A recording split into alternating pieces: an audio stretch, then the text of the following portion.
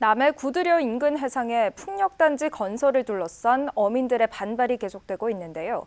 해상 경계선을 두고 지속됐던 남해군과 통영시 두 지자체 간 법적 다툼도 헌법재판소의 판단을 기다리고 있습니다. 지속되고 있는 갈등의 쟁점은 무엇인지 김동혁 기자가 정리했습니다. 수년 전 신재생에너지 사업의 일환으로 추진됐던 해상 풍력단지 조성 사업.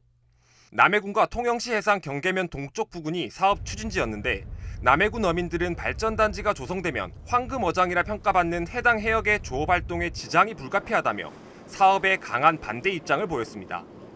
이런 가운데 2021년 한 업체가 발전단지 조성을 위한 지반조사 과정에서 공유수면 점용 사용 허가를 통영시에 요청했고 이를 시가 허용하면서 업체는 지반조사에 착수한 바 있습니다. 이에 대해 남해군이 강하게 반발하며 대립은 격화됐습니다.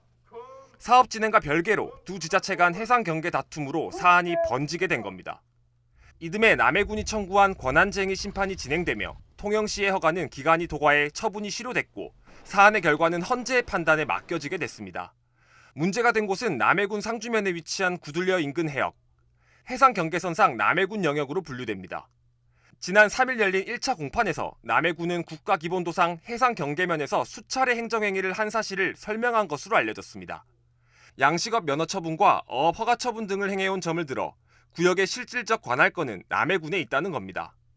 이에 대해 통영시는 국가기본도상 해상 경계를 불문법상 경계로 인정할 수 없다는 입장을 밝힌 것으로 전해졌습니다. 이어 양측의 해안선에서 같은 거리에 있는 지점을 연결한 선을 기준으로 해상 경계를 설정해야 한다는 이른바 등거리 중간선 법리를 주장하고 있는 것으로 파악됐습니다.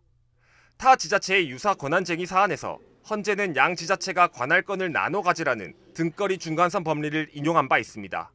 다만 장기간 이어져온 관행과 주민들의 법적 확신이 전제된다면 국가기본도상 해상 경계도 불문법상 경계로 인정될 여지가 있는 만큼 사안의 향방은 쉽게 예단할 수 없는 상황입니다.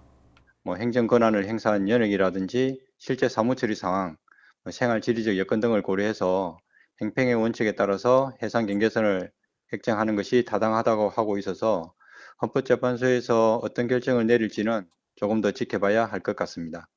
다만 남해군은 쟁송해역에 대한 확실한 경계 획정이 소송의 주된 이유며 판결 이후 사업 진행에 대한 입장은 정리되지 않았다고 밝혔습니다. 남해군이 다음 달 9일에 있을 2차 변론에서 어떠한 법리를 바탕으로 대응해 갈지 구체적으로는 알려지지 않은 가운데 이어질 심판 청구 소송에 관심이 쏠리고 있습니다. SCS 김동엽입니다.